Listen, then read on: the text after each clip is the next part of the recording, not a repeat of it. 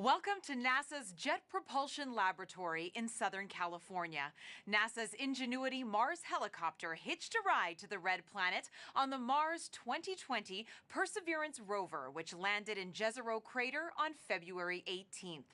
Earlier today, Ingenuity should have autonomously performed its first flight attempt on Mars. Now the team is ready to receive the data that will tell them whether we've made history with the first controlled flight on another planet. Thank you for joining us at this early hour. I'm Marina Jurica of the JPL News Office. Ingenuity is a technology demonstration, which means it is a proof of concept experiment. After years of development on Earth, the team has 1 month to test the technology on Mars. Tonight, we'll talk to a few team members and then keep our eyes on the room where the helicopter operations team will be receiving and studying their data. To assist us in that room is one of the Ingenuity helicopter engineers, Taryn Bailey, who will help guide us through the steps the helicopter team is taking to see the results of their first flight and begin the month of Ingenuity. Welcome, Taryn. Hi, Marina. Thanks so much for having me. Super excited to be here. It's flight night. Woo! Yes, it's flight night. You had an integral part with the helicopter team. Can you tell us about your role? Yeah, so I'm a mechanical engineer, and I helped in the assembly, integration, and testing of the Ingenuity vehicle. And it was really important that we simulate a Mars-like atmosphere in our testing. And in doing so, we knew it would give us the best chance to execute a real flight on Mars.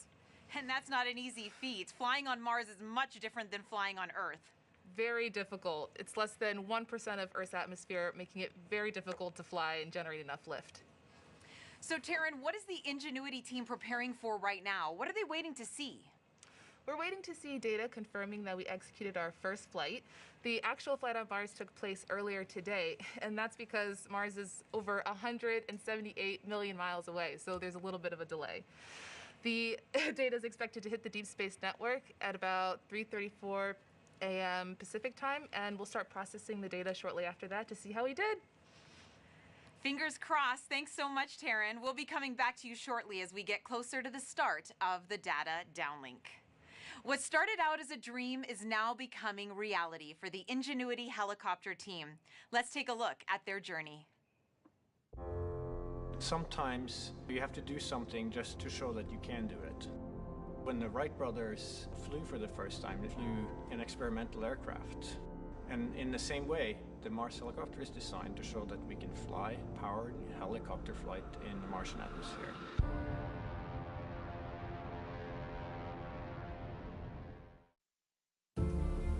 From day one, this was the unwavering dream of our team, to get our helicopter launched to Mars so that we can get that opportunity to do the very first rotorcraft flight test in the actual environment of Mars. It's extremely difficult to fly at Mars because the atmosphere is so thin. Compared to Earth, at Mars it's less than 1%. So the first and foremost challenge is to make a vehicle that's light enough to be lifted. And then the second is to generate lift. The rotor system is to spin very fast. 2,000, 2,200, 2,400, 2,600. We're spinning between 2,000 and 3,000 revolutions per minute, and it takes a lot of energy. So it's that balance of a very light system, yet having enough energy that's needed to, spin the rotor so fast to lift, and on top of it, having to design in the autonomy. It has to be fully autonomous from the time it takes off to the time it lands. What we do on the ground is we plan the flights, and so we determine from here where we want the helicopter to go. Our experiment window is 30 Martian days. So we have planned up to 5 flights of incremental difficulty. The very first flight, the main thing is we want to get the legs off the ground, and so we will basically go up about 3 meters, and we'll hover there, and then we'll come down again, and that will be the first, really major milestone. Most of our flights will be at the 3 to 5 meter height. We will be going horizontally again at a few meters per second, probably go out, 50, 70 meters and come back. In successive flights, we'll probably push that further, try to go further. So our priority will be to get back engineering telemetry and not so much images, but I'm sure we'll return a few, because they'll always look cool. At this point, we've tested all we can on Earth. We have mathematical models that shows how it will fly at Mars, and we've tested it in the simulated environment that we can create on Earth. It really is time now to do the real flight tests at Mars. Nothing is a given, but we have done everything we can in terms of a test program here on Earth. The vehicle's performing extremely well so far. It's been doing exactly the right thing, even right now when it's bolted onto the Perseverance rover. So there's a very good chance that we'll pull it off, yes. But it's still high risk, and none of us forget that you could have a glitch that, could mean end of mission, yes. It's going to be exciting, reacting to any surprises we have. We can't wait. What's really most important is everything we're learning here is for the future rotorcraft systems that we want to introduce into space exploration.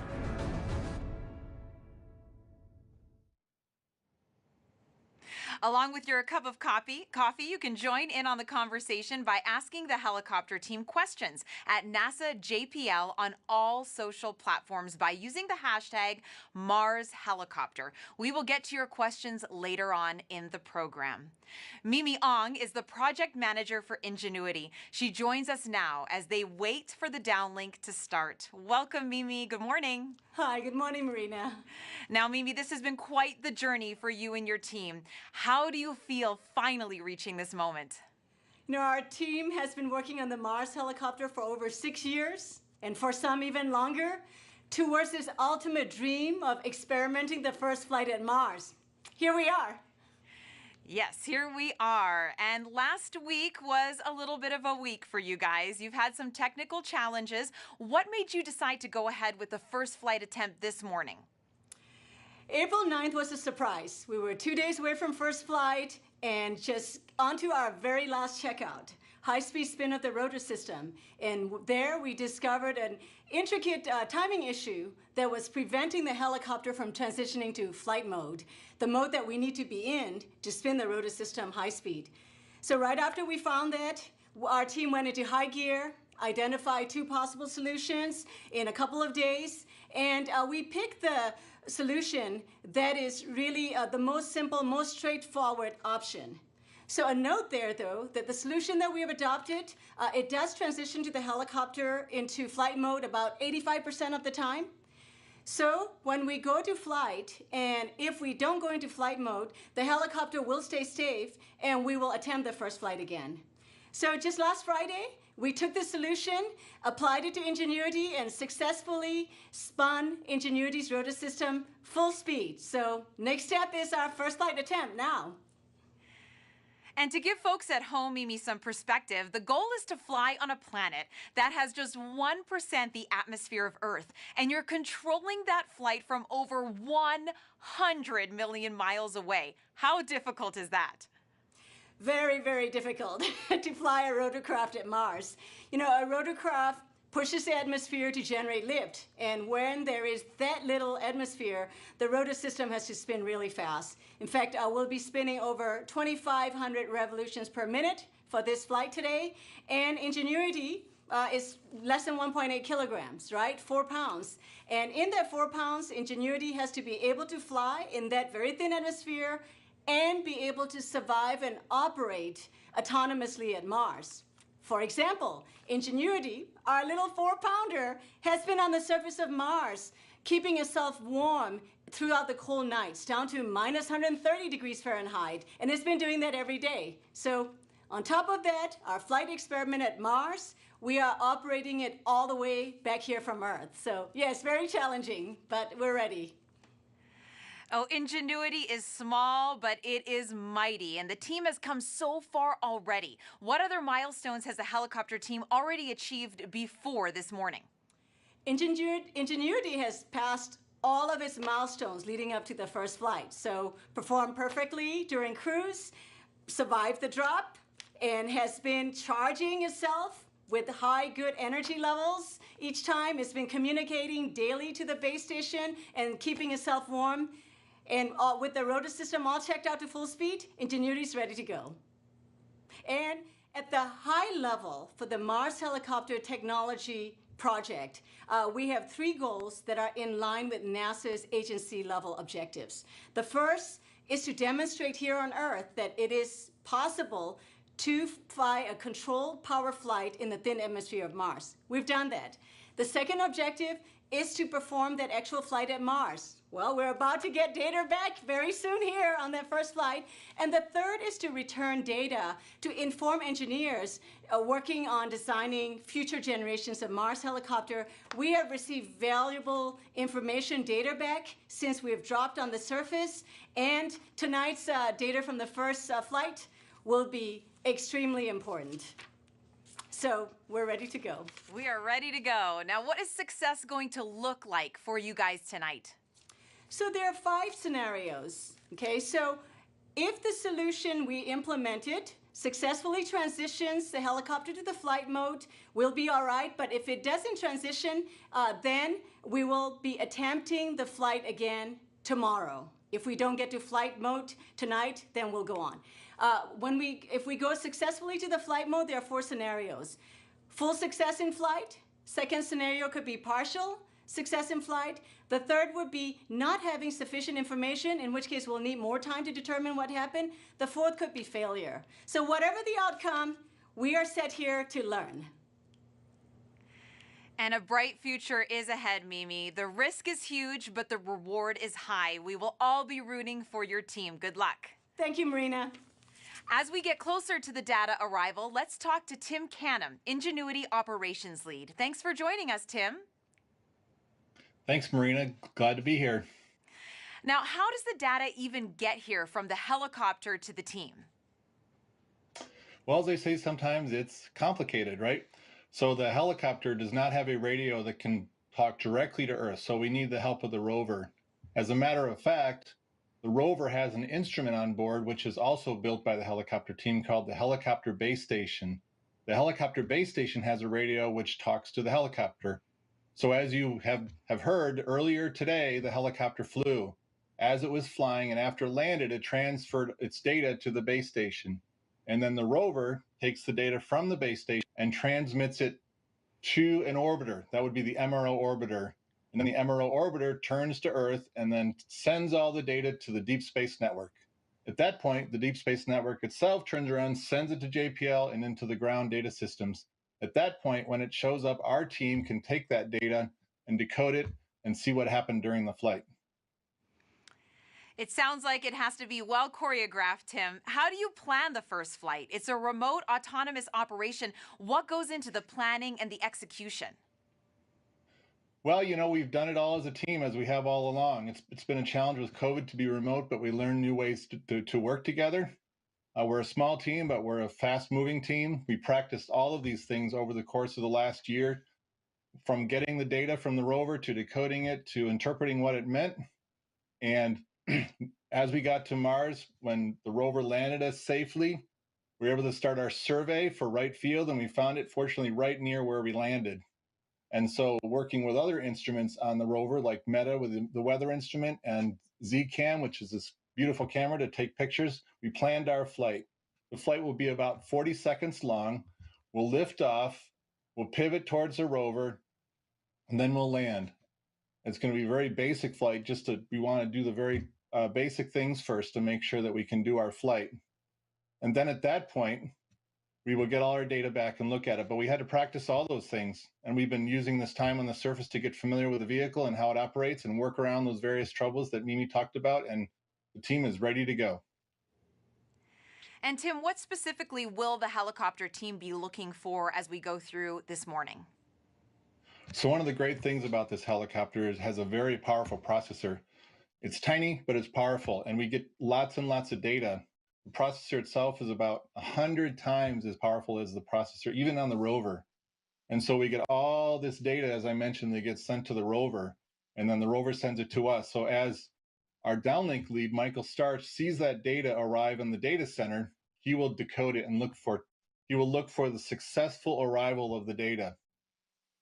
At that point, we turn the data over to Hovard Grip, our chief pilot, and he will look at the portion of the data that relates to how the flight went. There are a series of events that the helicopter sends as it transitions through each stage of the flight. And when Hovard is able to verify that the progression went as planned, then he'll turn to the actual data and look at a plot of the altimeter, which is one of the instruments used in navigation, we should see the plot of the altimeter go up to the flight height and then come back down again. And that will be a positive confirmation that we got it.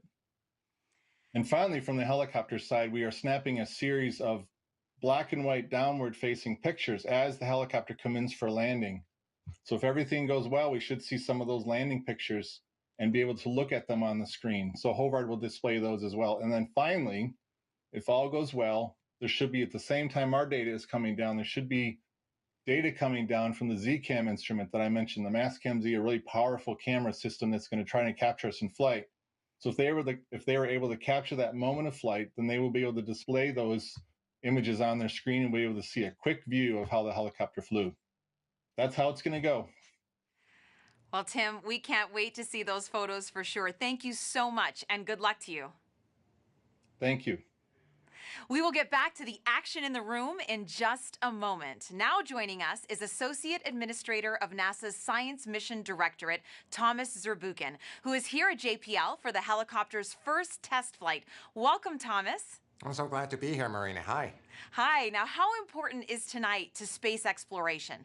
Oh, technology demonstrations are really important for all of us. You know, it's really taking a tool that we haven't been able to use and put it in the box of tools that is available for all of our missions going forward at Mars. So for me, it's really exciting personally, and for the community overall, it opens up new doors. And Thomas, why is it important to have that aerial dimension to space exploration? There's many applications that require that. Imagine, for example, going into areas of, and exploring them that we cannot use a rover for. There's some of these crater walls that are so exciting. Scientists have been writing papers about it. It's also important to have the aerial dimension in the context of human exploration of Mars, of which we're dreaming even now. And that aerial dimension being kind of able to scout ahead is just absolutely critical. Well, thank you so much for joining us, Dr. Z. Hey, thanks. Let's check back in now with Taryn Bailey to see how things are shaping up with the team's next steps. Hey, Taryn. Hey, Marina. We're moments away from receiving that all-important data, and the anticipation's definitely building in the room. Everyone's very focused, just waiting on pins and needles, eagerly waiting for that data to arrive, and we're just preparing ourselves for what comes down. And this was such a big challenge for us to embark upon as a team, and we are such a small and close-knit team. So it's really great to be back in the room with all of my colleagues and my teammates. We're all here in support of one another. We have Bob Balaram watching, and he's been the vision behind this from the very beginning. So we have such great leadership on this team, and very excited to be here. And we're going to be hearing from a lot of people, Taryn. So can you let us know who we're going to be hearing from as we progress through the morning? Yes, so we'll first hear from our downlink lead, Michael Starch, and he's going to be the person that first lays eyes on the data.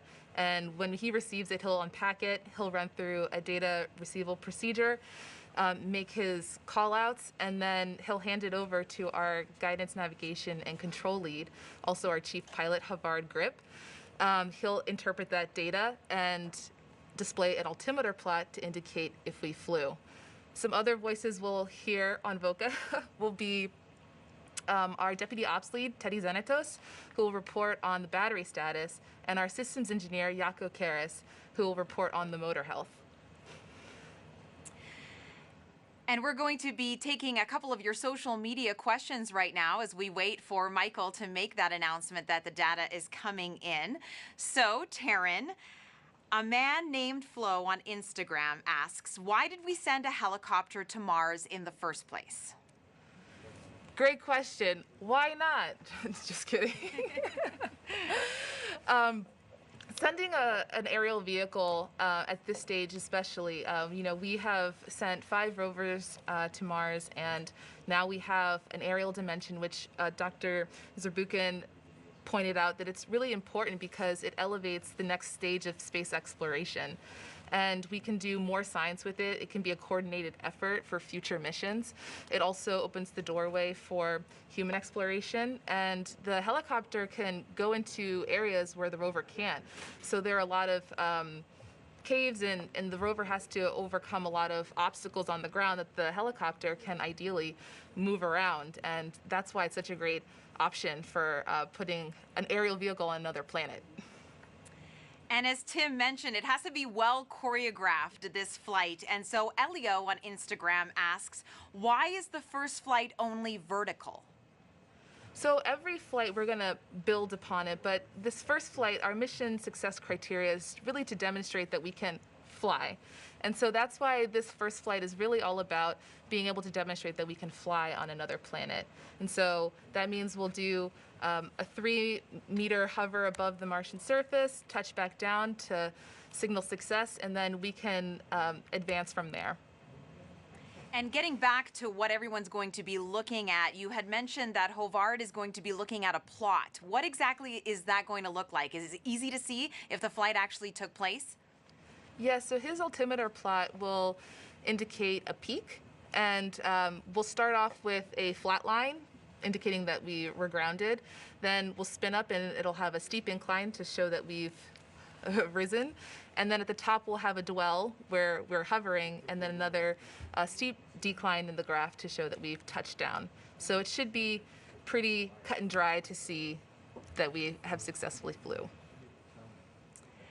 And this morning, of course, as you mentioned, the helicopter flew a few hours ago, and we're waiting to see if it did happen. But you did a whole lot of testing here on Earth before you sent Ingenuity up there. Tell me what it was like to test the helicopter and simulate that Mars environment.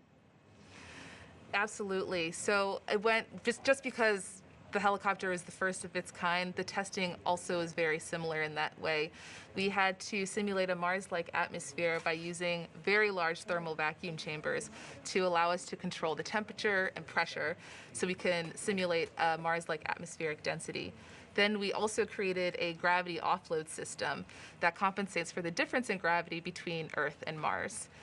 In addition to that, we validated a lot of our requirements with engineering models. So these are developmental models that we made, and they went through extensive environmental and aerodynamic testing.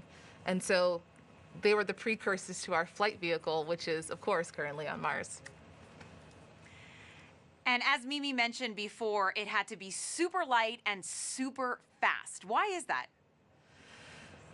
Flying on Mars is very difficult. You guys have heard it before. It's less than 1% of Earth's atmosphere, and that means that we have to have something really lightweight for us to overcome that mass to generate enough lift.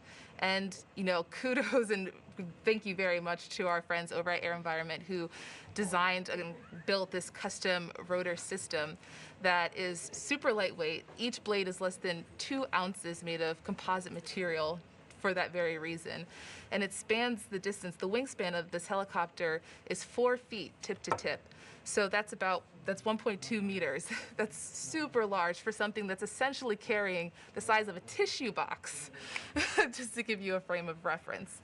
And in addition to that, generating enough lift involves having high RPM. So we're flying at on an average of 2,500 RPM.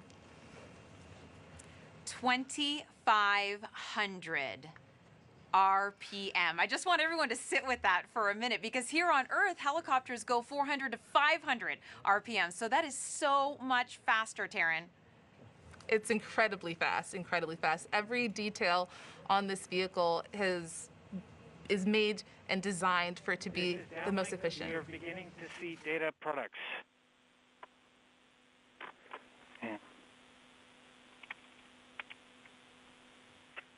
We will continue to watch data products as the full set comes in.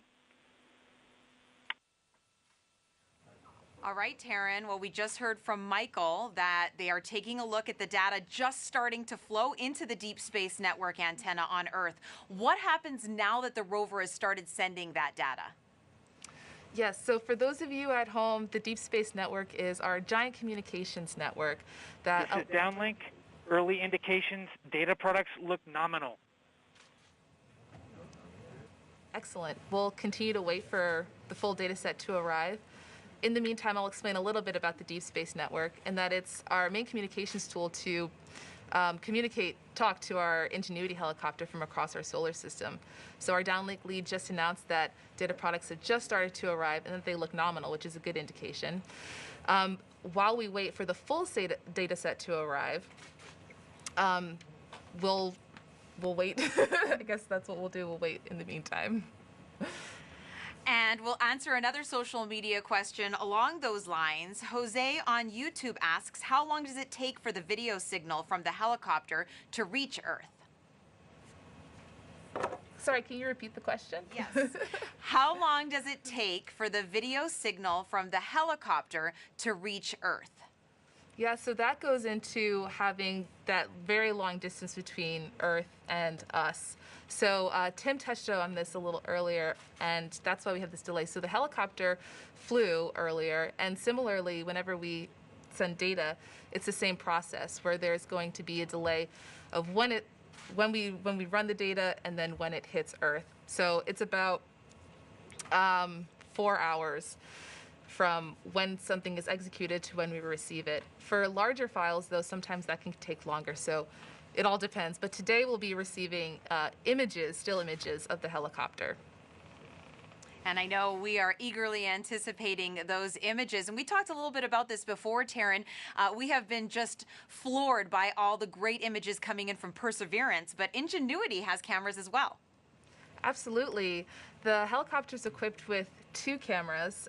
One is our onboard navigation camera, and that's the image that we'll receive tonight. And that's going to be a black and white image that's pointed straight down at the Martian surface, and will hopefully be showing us hovering above it. Our second camera is our return to Earth camera, and that's our higher resolution camera that is a color photo and shows more of the Martian horizon snapshot, the beauty shot, if you will. And then and that image will be utilized for future flight missions. And we have another great social media question here from Hing on Facebook asking, what is the biggest question this first flight will answer about aerodynamics on Mars? Well, the biggest question that we had to answer when embarking on this was, can we lift? Can we generate enough lift and fly in a Martian atmosphere? And I think this first flight will indicate that for sure, and will answer that question. And whatever we receive back will definitely give us more information moving forward, regardless of this first flight or potential other outcomes. And we've got another question on social. Wakia on Twitter asks, happy flight day. Why are the blades shaped the way they are? That's a really great question. So in order to generate enough lift, each blade, I mentioned that these were custom designed, and what we call them are airfoils. And they're developed in a way so that it generates enough lift for us to fly and have enough thrust underneath of our helicopter vehicle. So they have that funky shape because of the aerodynamic elements that help it generate enough lift.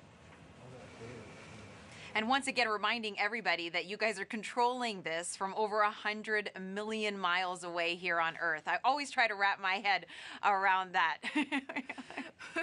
Absolutely, it is so far away, and it's miraculous to even think that this is something that's technically already been executed earlier today. We're just kind of standing by and waiting for that data to arrive to indicate, success. Well, we are going to have minimal commentary during this time as we're going to let you enjoy this experience with the team as they go through all the data to see how Ingenuity did. So let's head to the helicopter control room.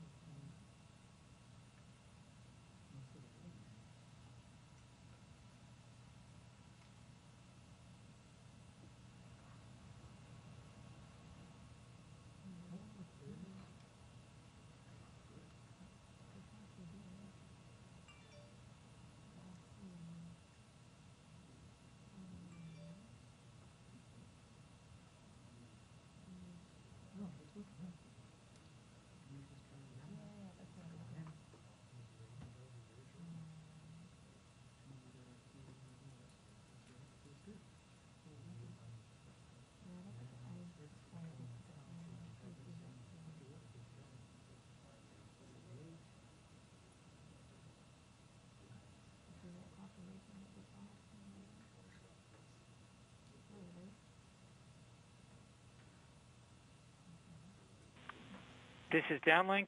Data products appear to be in. We will begin processing shortly.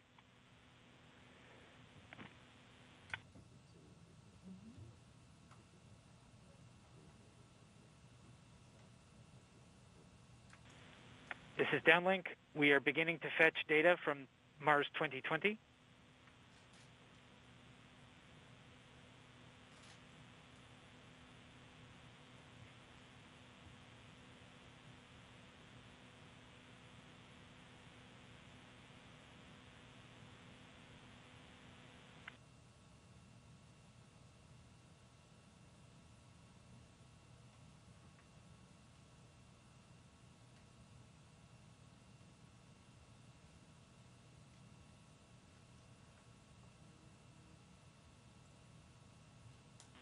This is downlink. We have pulled in data products from Mars 2020.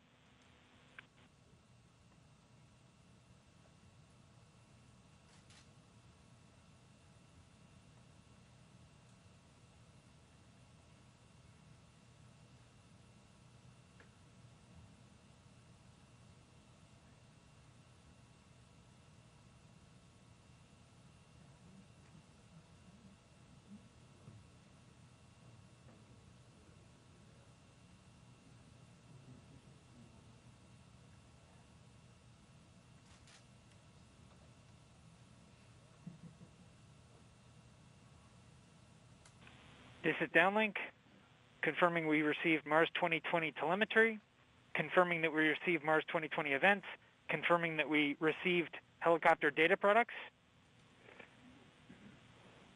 confirming that we have data products, confirming that we unpacked image and 1 Hertz data.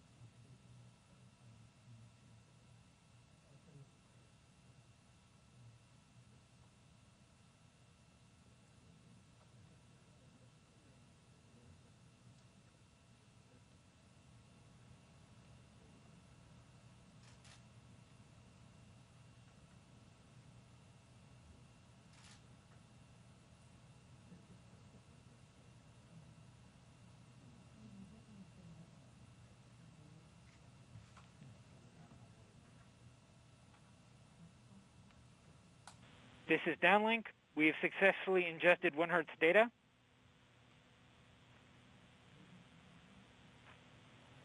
Confirming that we have helicopter data products, helicopter telemetry, helicopter events. Confirming helicopter file listing. Confirming expected boot counts.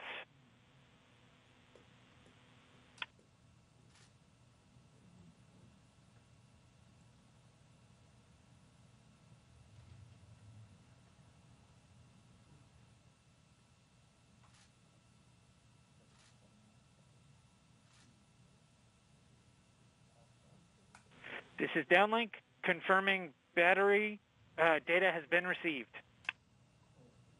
Battery data looks healthy.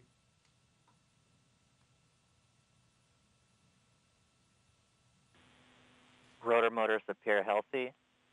Swash plate servos appear healthy. Overall actuators appear healthy.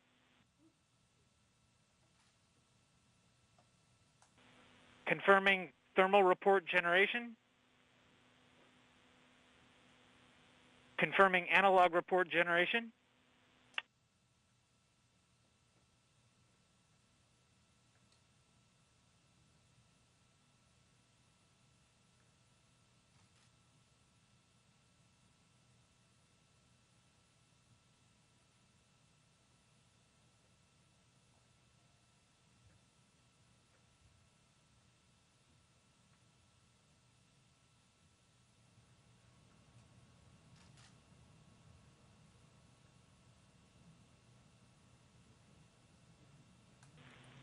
Confirming telecom report generation.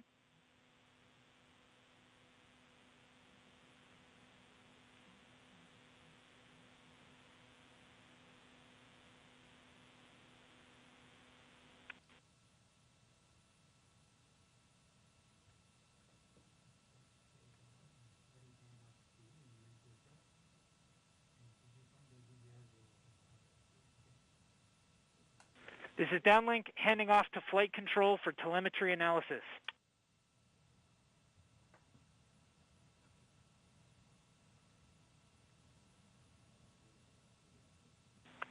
This is flight control, confirming that we have EVRs from Ingenuity. Ingenuity is reporting having performed spin-up, takeoff, climb, hover, descent, landing, touchdown, and spin down.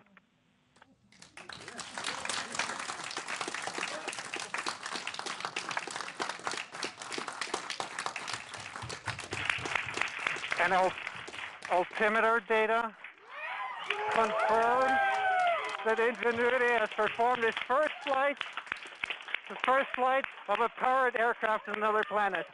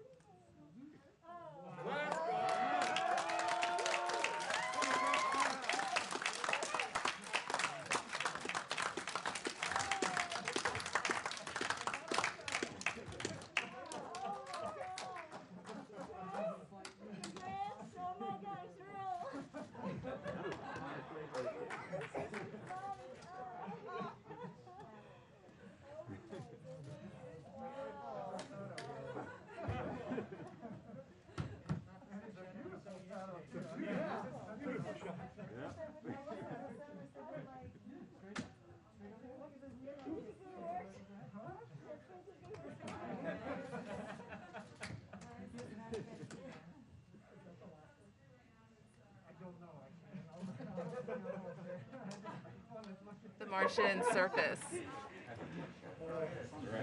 Taryn, go ahead and repeat that. So the image we're looking at on the screen is the image from our onboard navigation camera showing us hovering above the surface of Mars. How incredible! And that's its shadow, right, Taryn? Yes, that's its shadow. So the onboard navigation camera points straight down, so we're seeing its shadow right now. I can just hear Mimi in the background. This is real. This is real. It's so amazing. Yeah, everyone's really feeling it now. So we're gonna wait for the Perseverance rover image of us.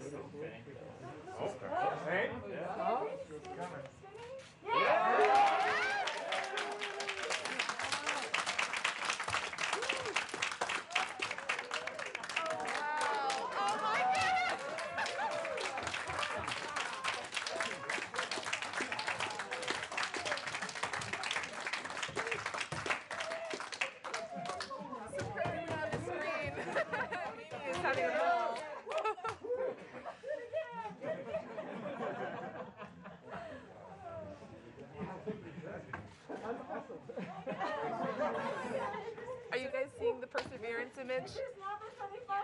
Saw that, Taryn.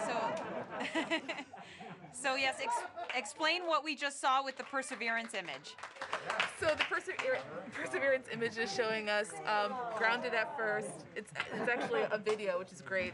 It's grounded at first and then shows us hovering our 3 meters above the Martian surface and then touching back down. It's amazing, brilliant. Everyone is super excited. So I would say it's a success. I would say.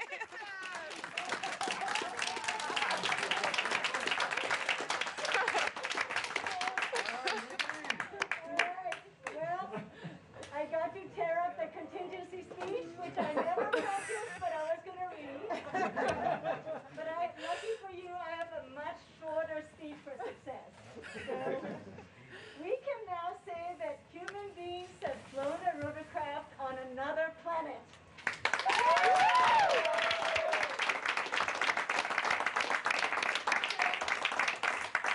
So we've been talking so long about our Wright brothers moment on Mars.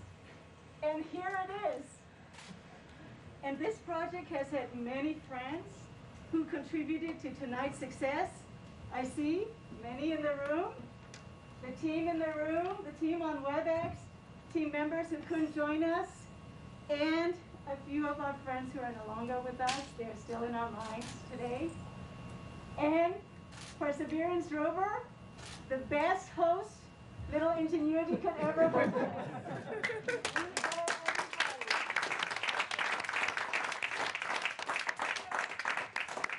You know, history we don't know from history what Orville and Wilbur did after their first successful flight, the Wright brothers, but I imagine the two brothers hugged each other. Well, you know I'm hugging you virtually, and you guys haven't been with me for 4, 5, 6 years. If it weren't for COVID-19, you guys don't have a chance of me. So this is all I can do. I'm giving you the hugs.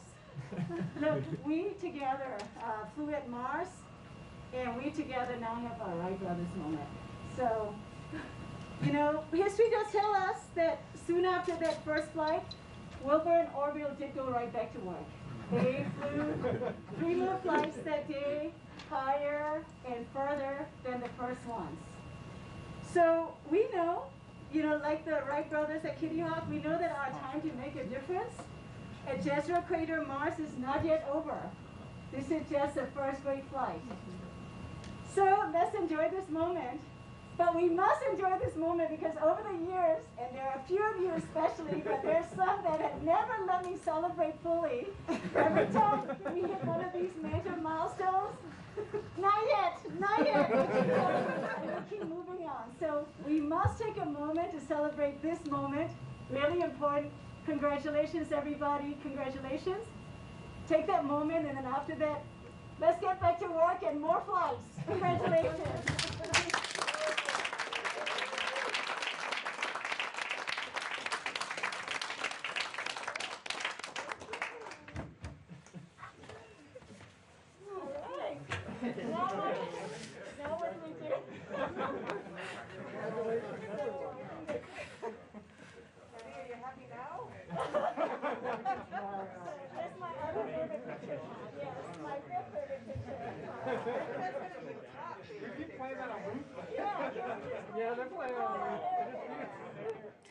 Congratulations to the Ingenuity helicopter team on making history this morning. To get the latest updates on Ingenuity, follow on @NASAJPL on Facebook and Twitter.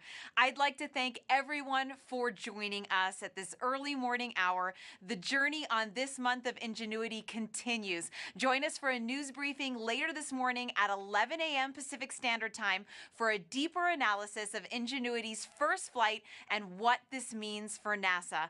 I'm Marina Jurica. Thanks for watching, and good night, and go Ingenuity!